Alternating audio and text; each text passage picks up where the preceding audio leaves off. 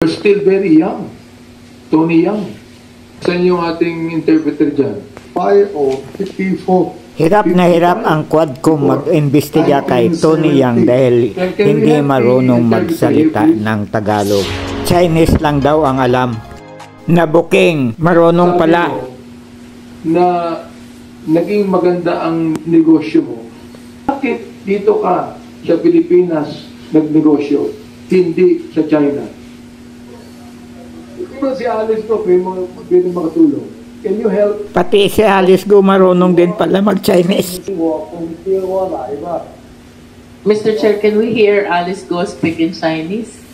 英文嘅話，即係啲加拿大人佢哋變咗成啲唔是用大陸再成啲。Kasi kasadraong nasabi hindi rin marunong mag-Chinese. Meron ba siyang kaso sa China? Meron siyang kaso? Wala pa. Wala pa daw. Wala. Wala kang kaso. Wala. Sabihin mo, alam mo yung kaso.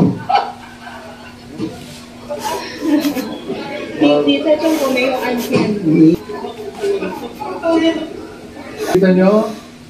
Nahuli natin. Marunong mag-Tagalog to, nakakaintindi. Huling-huli. Gustong lukuhin ni Tony Yang ang mga congressman.